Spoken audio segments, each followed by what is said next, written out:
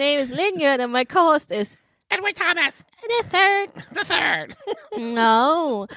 Hi, Ed. How are you? I'm doing fine, Lynn. How are you? You look so fine. I know I'm fine, You girl. look so Everybody tells me I'm fine. fine. I walk down the street, people are like, "Oh, he's so fine."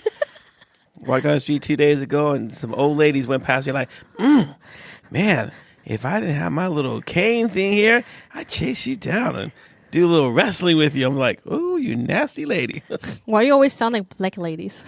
because that's how Swedish women sound here. Like black ladies, old black ladies, like They're like, honey, honey, jag vill bara, I just want to come and just, wrestle you down. I have my cheese grater here. I can grate your cheese. Okay. I just have my cheese grater.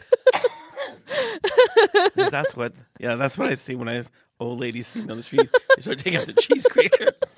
We have something for you. Oh gosh. Okay. What's our topic today? It's not about cheese. It's not about grating. Anything or anyone. Oh my gosh. Oh, we're gonna die. We wanted to talk about family dynamics. Yes. Especially when you're an in-law. Yes. So it's actually the dynamics we were talking just a few minutes ago about the dynamics between the person who's actually married into the family. Mm-hmm. And they need to find their place in the family. And it all depends a lot of times on what you're bringing with you.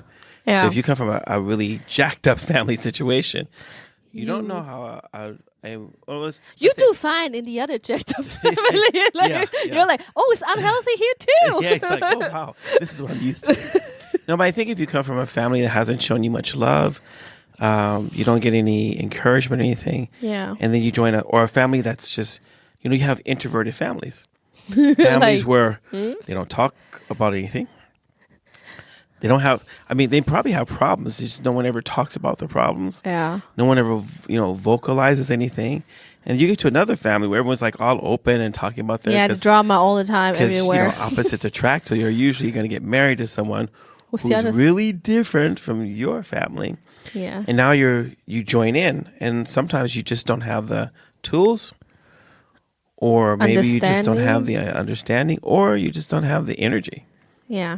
To join into the other family. And all of this introverts. You could feel isolated. Yeah. You could feel frozen out of the family dynamics. But most of the time, it's not the family freezing you out. Most of the time, it's not. No. It's you as the in-law. Married into the in-law. It's you that's actually not really creating bridges of relationship. Or willingness, maybe. Yeah. Because you have to try. It takes effort. So your wife doesn't have any siblings? Yeah. My sister-in-law is great. I love my sister-in-law. Okay, so... She sounds like my wife. It's really scary when she calls. But she's nice. Yeah, she's nice, but she still... Sometimes I don't know who I'm talking to. Are they twins? No, they're just sisters. They're like 3 years apart or something. Okay. So it's really weird because sometimes my sister-in-law calls, and because I say these really weird things to my wife... It just comes out. Sometimes I say weird things to my sister-in-law, and she's probably, she knows. She's like, it's not your wife. I'm like, oh, I'm really sorry. It's so embarrassing. Yeah, I just dig a hole. It's just nose dive into it, head first. Oh gosh. But my in-laws were really because they're not in your business. So I don't feel like I had an uphill struggle or anything like that. What you mean by in your business?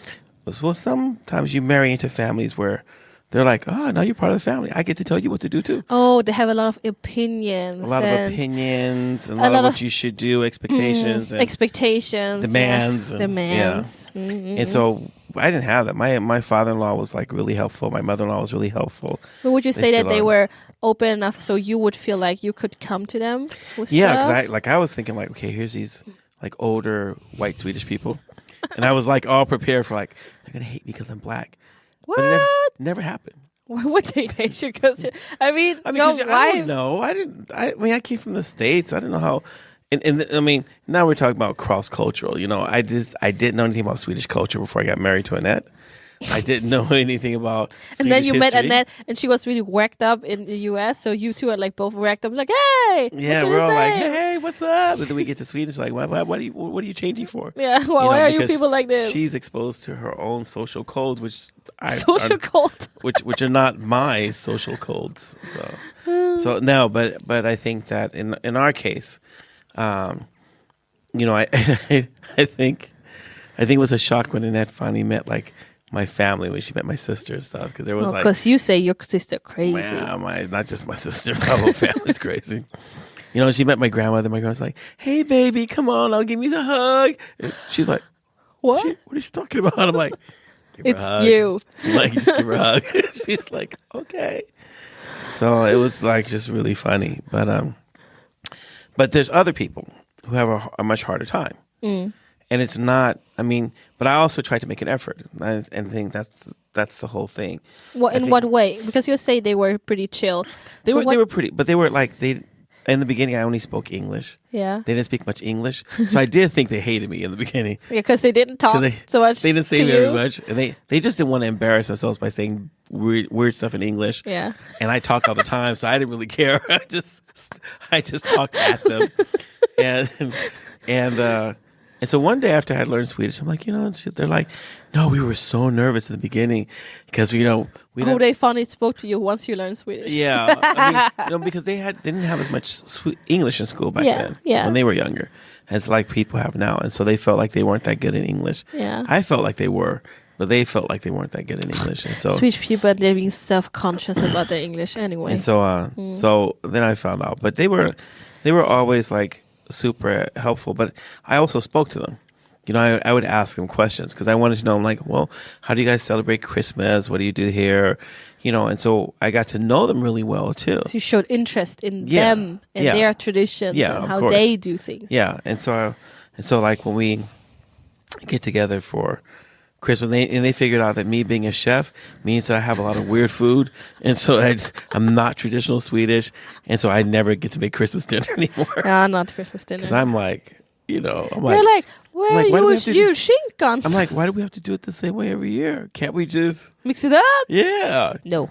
I am like, you know, we could have like halibut instead of fish. salmon. Yeah. So we could do like smoked halibut, thinly They're like, sliced. no. I'm like, well, it's not salmon. Yeah, it's okay. No, it has Shark? to be salmon. Shark fin soup? No. Oh wow, that would be so good. Oh wow, yum. But I think if I hadn't made an effort, I don't think that I would have been able to establish those kind of bridges with them. You know, you know, they would introduce me all kinds of weird Swedish stuff. You know, we had like traditional Swedish Christmas the first time, and we went up and they had like lutefisk, you know, and it smells like butt. But I had some lutefisk, but I hated it. I But ate now it. I eat it because I respect my mother-in-law. Really? I don't eat it because I can't. The smell is so repulsive. But yeah, but I that's can't what get it to my mouth. what Jonas brother-in-law also says. But the thing is, I don't smell it anymore. But I think it might you be a just- genetic thing You or just something. drown it in some sauce Nah. and then just slubber it up. No, you can't. as soon as I'm like, oh, like this last Christmas, I'm like, okay, you know, it's my father-in-law turned 80. We went to have Christmas table, and so I'm like, hey, I have lutefisk, and I just open the container. It's like, oh my gosh. I'm like, it's still nasty. The lutefisk is fish that you put in salt. It's a lot of salted cod. Yeah. And then you put it into sodium hydroxide or something. And just make it all jiggly. And it turns like gelatinous. Yeah. And then you have to ugh. rinse out a lot. And then they cook it in the oven and they make this really nice, wonderful white sauce for it with peas or whatever. I'm like, ugh, just disgusting. So you just eat the potato and the sauce. Yeah. I'm like, you know. But Christmas table is good because you can choose whatever you want. So if you don't eat something, it's okay. Jonas, my husband's house, they eat actually the lutefisk at Christmas Eve. Oh, really? And then they have the Christmas table at Christmas Day. Wow.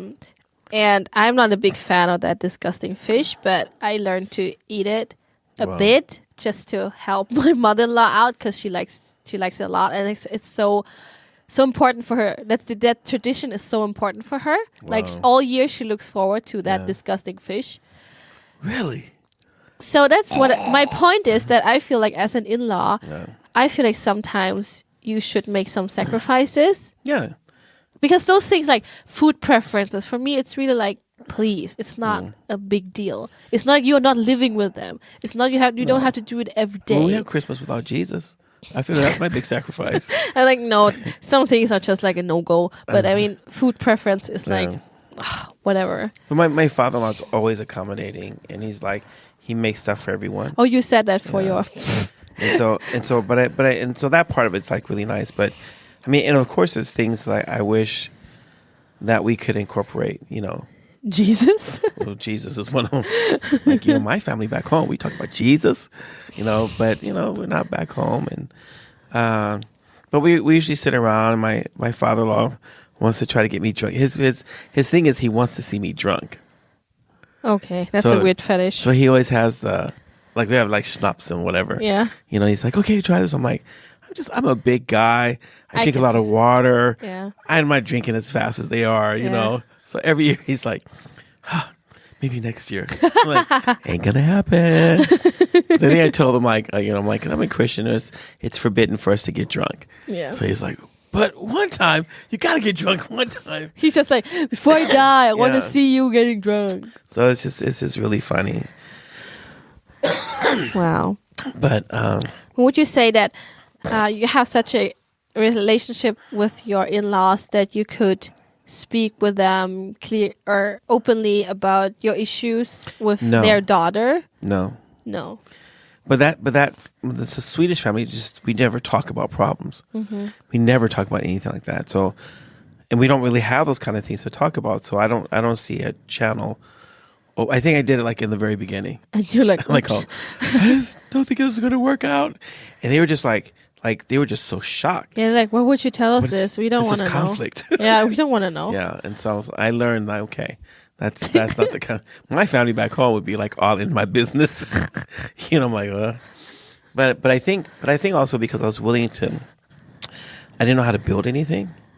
My father-in-law was like really handy, Yeah. but he would teach me stuff. I'm like, oh, I'd like to do this. He's like, okay. He goes, what if we try it this way? Like he never made me feel stupid, No. but He wanted he to help. always showed me. But I wanted to learn. Yeah. And so that made it really easy for us to get along because I wanted to, and like if I read something like, I don't understand, how does this work in Sweden? Or the government says this, I'm not sure what to do. And he would sit and explain things to me. So I Yeah. was like, he was helping me to integrate, you know, into Swedish culture and Swedish life. And because I wanted to learn, it wasn't like he's like, okay, you got to do this. I'm like, no, I don't want to. He's like, you have to do it. No, I refuse. This is not how we do it in America. Like, Like, it was you're not in anything- America. Yeah, and it was never. I don't think I've ever put out the American card, No. you know, or the black card, or the man card. America. It's you're because gonna I'm a man. I'm a man, you hate me because I'm a man. I have. Oh, excuse me. I have a pair, but I think that I mean, like, so the first Christmas I was in Sweden before we had moved to Sweden, we went to Skilsondag, which is like, it's translated Store Sunday, but it's the Sunday before Christmas and what happens, or it's like around First Advent, and so the stores are supposed to decorate the store Oh, windows. skilsöndag. Yeah, Okay, and so we were okay. supposed to go there and look at all the different. But it wasn't Signs. like I grew up in America where you have robots and Oh, singing yeah. and everything. So it wasn't. And the first time I'm like, Is that it? and I'm thinking like, yeah. And I was gonna say like, that's nothing. You know, in America. And But then I then was you thinking stop like, yourself. I was like, you know what? This is what they're used to here. Yeah, don't I'm tell used to- them they're wrong. Yeah, I'm like, okay, fine. You know, so we went around, but there was a reindeer. And he's like, have you ever seen a reindeer Like a before? real one. I'm like, no. He's like, it's a real reindeer. You could touch it. And the guy must have thought I was like a perv. I'm like brushing the reindeer. It's so soft. It's so thick. And I was You just like, perv. and I'm sitting here like rubbing the reindeer. It's like, I was my father-in-law's probably like, he's so embarrassing. You know, but he never said anything. You know, I'm like just rubbing that reindeer, like it's so soft, it's so thick, it's so warm. I can't believe I'm touching a real reindeer. They're like, I get nervous, my nervous laugh. Oh my gosh, it was so crazy. Oh gosh. You know, and like the first pair of ice skates I ever had, Yeah. my father-in-law bought them for me. Oh, you learned it here in Sweden. No. I could ice skate. I mean, yeah. But your own pair. But in the States, you go to an ice skating yeah, rink, and you borrow and then you them. rent, Yeah. you know, ice skates. I don't know anyone who owns ice skates, but I got a pair of ice skates. He's like, oh, you know, we went to the store and they weren't expensive, so he bought me a pair of ice skates, and he taught me. You know, we went out and he said, okay, well, you know, you can go out on this lake. I'm like, lake? What lake? I'm like, I'm a black man. We don't go out on a lake. Oh, no lake. Because I'm like, it's just like in the horror movies. The black guy gets killed first, and the black guy's going to go through the water. But he just kept introducing me to different things. And he said, like, a couple of years ago, he says, you know, all the years, he goes, I kept thinking like, okay, he's going to think this is really boring, or I think I'm making him do stuff. He goes, you were always curious. Yeah. He goes, it made it so easy to get to know you because, you know, you were curious, you wanted to learn, you know, and my father and I, we get along really, really well. We like to joke a lot. We have a really sick sense of humor. And so that made it, but I want to, it sounds like, oh, it was just easy, but it was effort. Yeah. You have to put you work have to in put it. we have to put the work in order to get the good relationship out. Yeah. You know, and I think if I would have just sat in the corner and read a book, or now that there's smartphones, back then there weren't any, but if I had a smartphone and just look at my smartphone, Yeah. it might would have given them the signal that, aha, he doesn't really want to be a part of the family. Yeah, or like he's not interested. Yeah, he's not interested. And I think that's a thing for people who are getting, like, marrying into the family. Yeah. You just got to be interested about the things of the family, and you can't. That they do. You can't like expect them to make everything like you had it back in your home country or in your own city or in your own family. Yeah. You just need to be flexible enough and adapt yourself to the new thing, because the new thing is going to be part of your family. You don't marry a person, you marry a family. Everyone thinks they're marrying an individual. You don't. You marry a family. You marry a culture. You're marrying other traditions than the one you have. And if your world can't accommodate new things, do not get married, because you're going to make yourself miserable and you're going to make your spouse miserable. Like, you put your spouse in a really bad position. Because if you're not getting integrated into the in-law family, even though you maybe only meet them for Christmas or for holidays or for big events, if you feel like you don't have a spot somehow, then it will be so hard for your spouse, because then your spouse feels like they gotta babysit you. Right. Like you like, oh, you can't be left alone with the family because you might get bored, or I don't know, you might feel bad because you don't know what to do and you're waiting for your spouse to tell you what to do and what is expected. Like, you become so dependent on your spouse, and it's a lot of strain on your spouse. Yeah, I mean, it's unfair actually to do that. And also, what if there are things that your in-laws actually bother, or you are bothered by, and there is no relationship to freely communicate it? Yeah, exactly.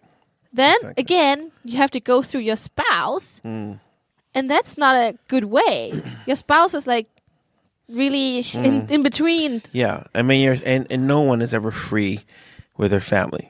I mean, of course, you know, you have your new family that you've started with your spouse, and you want to, you know, this is important. Yeah, it is. But family ties are also important, and family ties exist in every relationship. So, I mean, you get along with your in-laws. Yeah, I really... You even sing with them now. Yeah. You know, I was allowed to join the family choir. I mean, you're like really in, you know. But we were talking about that actually during Christmas with my sister-in-law, not Anna-Karin, the other one. And then I said, I think for me, it was maybe easier than almost all the other in-laws, because we are four, because they're 4 kids and we're all married. Because I came to the family when I was so young. Right. Like, I was 16 when I first met Jenny, and we became friends, and I met her mom, and we became really close, and then I met Jonas, and then I got married to Jonas. So I feel like I basically almost grown up there, Yeah. like matured. Yeah, it's stepping stones in. Yeah, like I matured into their family, and my family is very different and it's pretty messed up. Obviously, there were not only bad things. I also bring good things into their family. Yeah. But I think I also feel like they are like my family, like my mother. My mother-in-law feels almost like my mother. Like I can confide in her. I know she's always on my side. Like if I have trouble with my husband, she's always on my side. She will always be on my side. Wow. Jeez, I need And to trying to help help. your husband out. And my in-laws, they're already nice, and I feel like I found a place in the family. I have a role. Yeah. I'm appreciated. So I always feel like when other people in other families or other in-laws are struggling, I always wonder like, why? Is it because of the in-law family, or is it because of the person who tries to come in, or maybe not tries to come in at all? Yeah.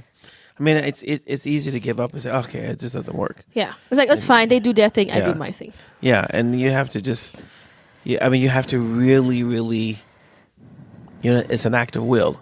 You have to want to. Yeah.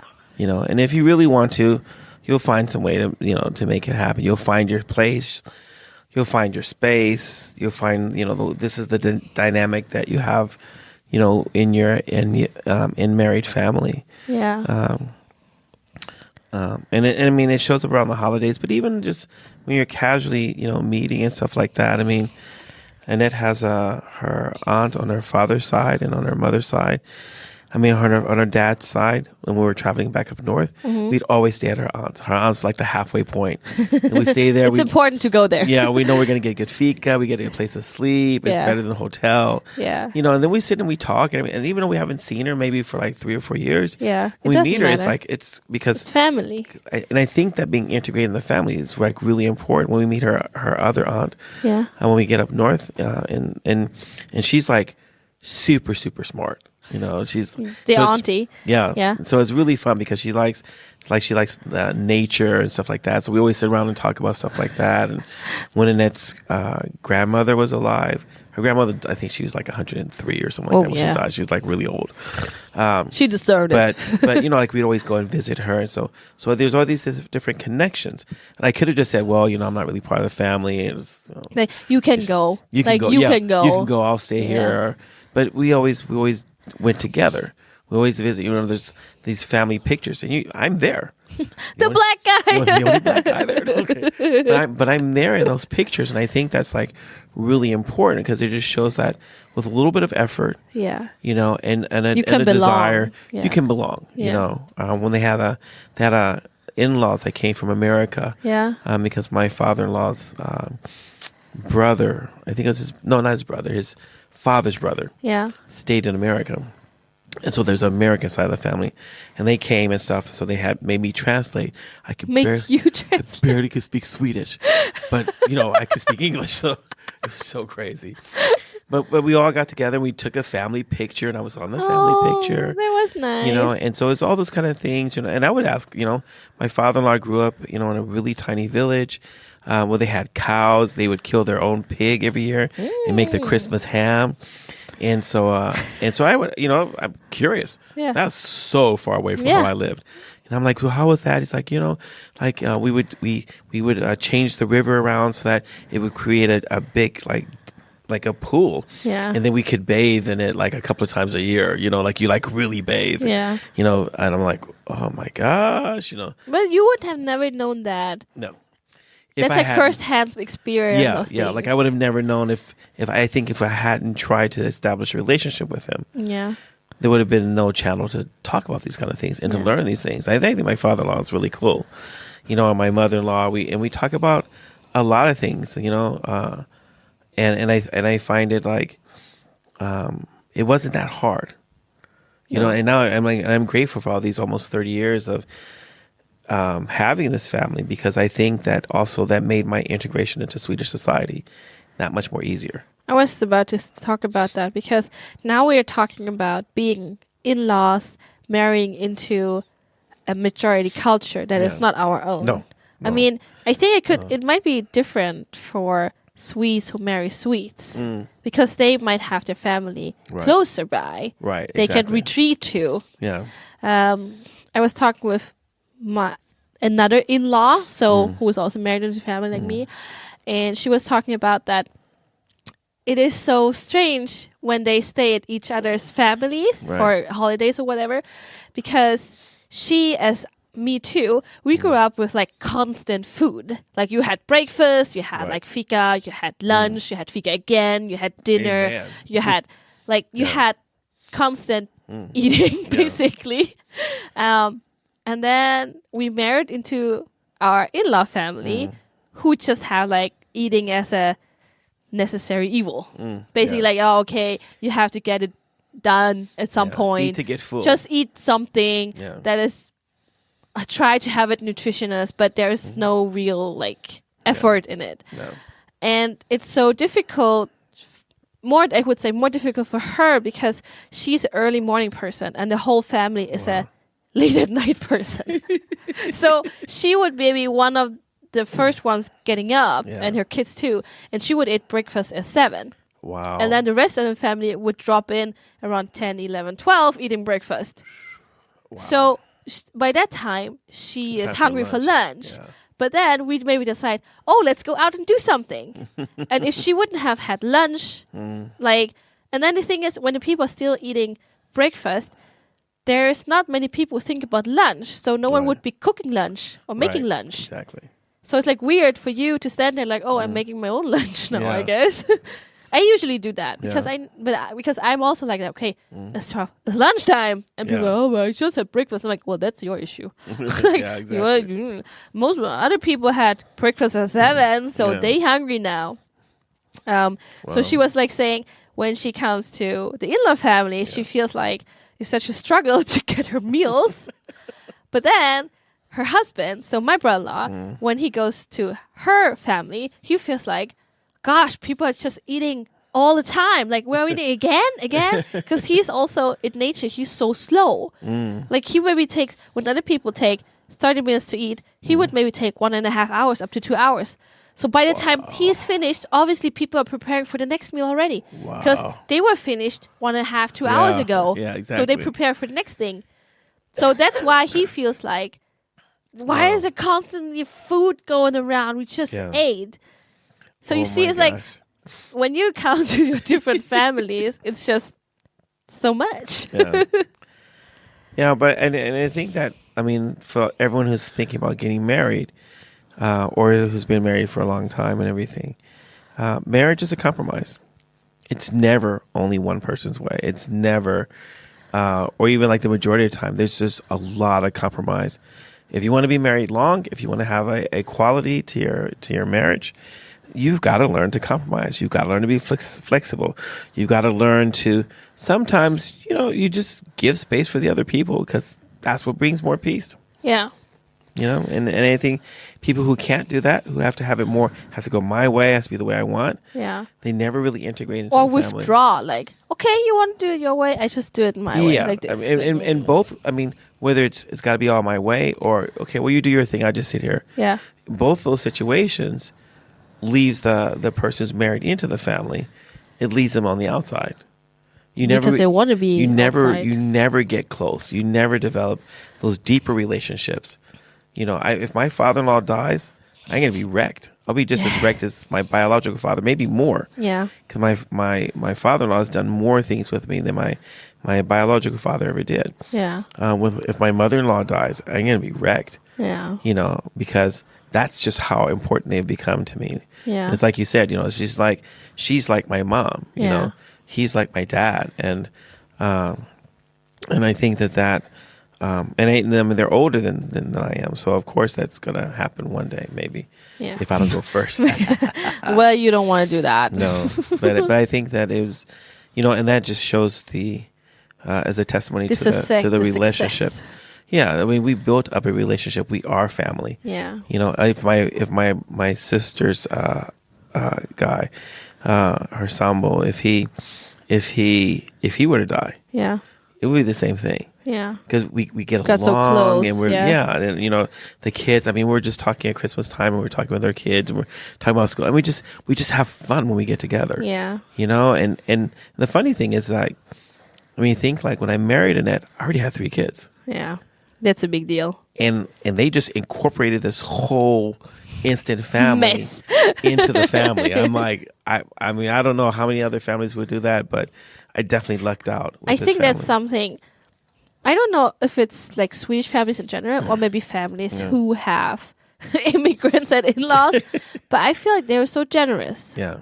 Like generous with what they receive. Yeah. So I think that's pretty special Yeah. because I'm sure that in many other societies, people were like, no, this is not my family. Like this is not children from my side, not my blood. Yeah. So they would maybe mistreat them or maybe just like Or not just treat them not, differently. Yeah, not like Yeah. them too much. No. I mean, my father-in-law taught every one of the kids how to ski.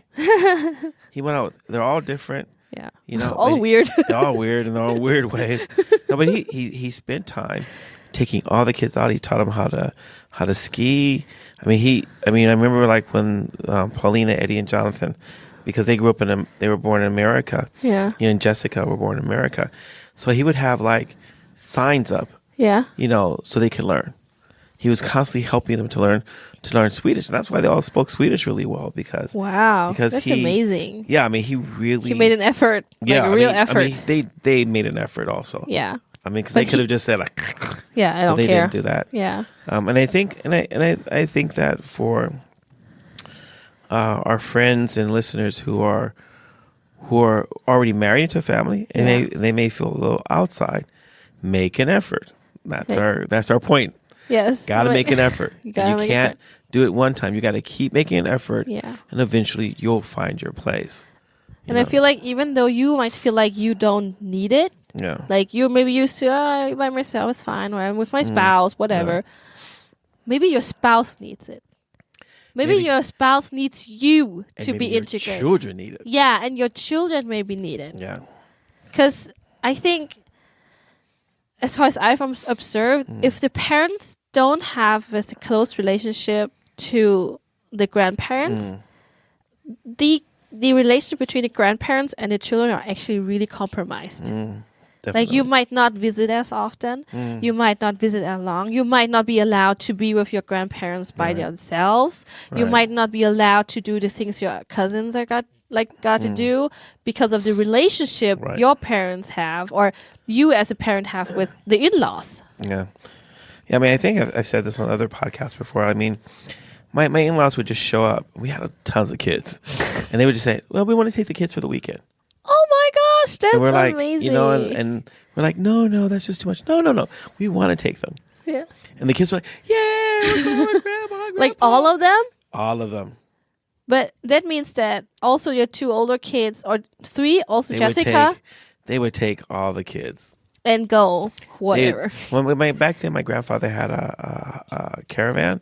Your grandfather, your My father-in-law. father-in-law. Sorry, Yeah. he had a caravan. So sometimes he Ooh. would hook up the caravan, and they'd go somewhere and set up the caravan. And I mean, Oh my he gosh. would just. I mean, and they love being at my in-laws' house, you know. And they would eat like. You know, he would make, they'd make köttbullar, so they make meatballs and mashed potatoes, all the things the kids wanted to eat, macaroni. Macaronis. Yeah, they're like falukorv, you know, so there's this long type of sausage we eat in Sweden. Yeah. And the kids are like, they will love it. They thought it was so much fun being with them. Yeah. And of course, that gave us a break. Yeah. You know, we got a definitely. chance to clean the house, we got a chance to go shopping, chance to get to sleep in. It's like, oh my gosh, no one's jumping in the bed. Get up, get up. It's like, oh, it's nice. You know, and it was those kind of just things. They just did stuff like that all the time, and without like imposing themselves. They Yeah. just, but They they were offered really, it. yeah. And so it was really, really nice. I mean, I'm when I look back, and I'm always thinking how grateful I am for Annette's family. You know, because they were extremely generous, extremely, you know, open and warm and everything. And so yeah, it was real hospitality. So that's yeah. So, and I think if you look for it, you'll find those bridges. You'll find common ground. Yeah. You'll find the things that, you know. And I mean, if you're gonna live in Sweden, you know, obviously, And if you're from the north of Sweden, you're coming down here to the middle part of Sweden or south of Sweden. Of course, it's going to be different even for Swedes. You know, and those things apply. You still got to make an effort. You got to find your space, your place in the family. You got to find the connection, and when if you work at it, you'll build the bridges. I mean, and there are families that are dysfunctional, alcoholism and drug problems and abuse and things like that. Yeah, okay, those families don't function, but the majority. But in the greater family, an aunt, an uncle, a grandparent, there's always someone who's sane in that family. You may have to look. You have to peel the onion sometimes, several layers to find them, but they're there. You know, like it might be not your direct in-laws, but it could be your sister-in-law, or maybe the other in-law who's also married into it. Exactly. Like someone in that family will be in your corner if you look for it. Yeah, and I think it's important for people to. I mean, you don't want to be part of a family and isolate yourself. It just it just doesn't lead to good things. No, it's and it's not healthy. It's not healthy at all. But, yeah. Thank you so much for sharing your many, many years of being an in-law. Well, you too. Thank you for sharing your many, many years of being an in-law. And for those of you, if there's more things that you guys want us to cover out on this subject, of course, feel free to write. 2024 is still us listening to you and trying to take the real life problems that you have. Oh, yeah. Send us real life problems. Yeah, we haven't had any real life problems at all in 2024 because it's only been a couple of days. But we're desperate. The year is young. Exactly. So just start writing in, piling them up. And if there's other things you want us to cover, in 2024, I mean, this is a magic year. It's a leap year. Is it? Yeah. Oh, yeah. So this is a leap year. It's the year of the dragon on the Chinese calendar. Wow. It's the Olympics. And it's the Olympics? Yeah. Where? In Paris, the Summer Olympics. Oh, should we go? No. Wouldn't it be great?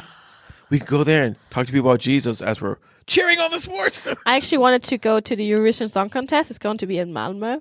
Oh, really? Because Sweden won. Did Sweden win? Last year, Sweden won with Loreen again. Really? With She's got the weirdest songs. How can she keep winning with the weirdo songs? Oh my gosh, she's got magic. Yeah, I wanted to. Yeah. I want to see if I can go to the Eurovision Song Contest. Yeah, I would love. Who do we know from cross cultures in France? There's got to be some French people who are part of cross culture. Oh yeah, that would be so cool. But anyway, we ain't no need no cross culture people. We just go there. We just go there anyway. Yeah, we'll find the people of peace. And we'll just move in with them. We have to get so much money. I know. To buy a ticket to anything. I know, exactly. No, but it's a presidential election in America. Vote Trump! I want to see crazy happening. Oh my gosh! I can't believe he's still in the lead. This is like the weirdest thing. Oh come on! Last time he won, it was also like he'll never win. He never win. Whatever. I know. And now people are like, yeah, he's winning. I know. It's just so stupid. I'm like, America's just jacked up. I just enjoy this kind of real life drama so much. It's like a soap opera, just with real consequences. Really, the whole economy of the world is going to fail. Yeah, so this year's a magic year.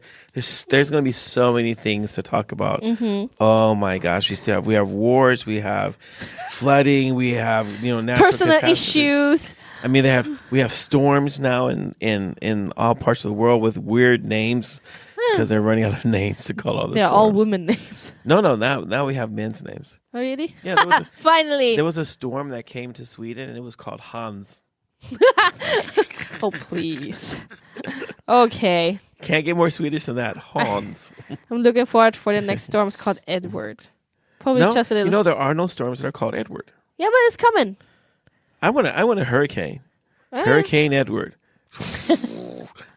The most destructive hurricane of all times. Oh, wow. I'm sure the people who are victims of that hurricane will not appreciate you. I was like, could you stop? That was a little too prophetic. I'm like, I know. I'm sorry. Sometimes it just jumps out of me. Okay. Say bye to our listeners now. Okay, really. Okay, release everyone. them. Thank you very much for listening to us. Of course, there are more podcasts coming this year. And we are really, really excited about what you, our listeners, are going to challenge us with this year. Whoop, whoop. Because we got wiser. Mm-hmm. We've got more knowledge to share with you.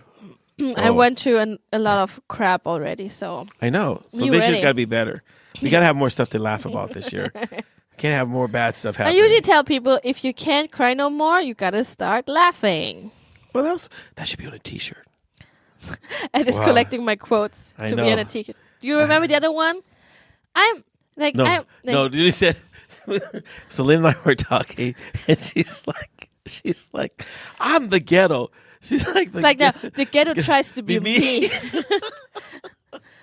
I'm not trying to be ghetto. The ghetto tries to be me. I'm like, that's a T-shirt quote right there. You can just see that T-shirt. I can see it right in front of me. You know, it's just selling like hotcakes. You know, Oh no, we told people. Now they're going. someone's going to steal our We idea. have to go on Amazon and make it all. I know we got to copyright right now. Yes, we gotta yes. submit that. Don't be stealing our stuff. Like, it's our merch. Yeah, exactly. We're trying to make money off of this. Okay. We have bills to pay and 'Kay, helicopters to buy. Anyway. Bye bye. Okay, bye everyone. Take care. Have a great 2024. Whoop, whoop.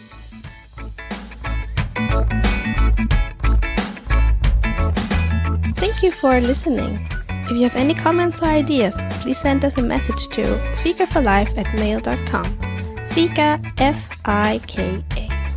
This was the Fika for Life podcast with Linh and Edward Thomas, and we hope to hear you again.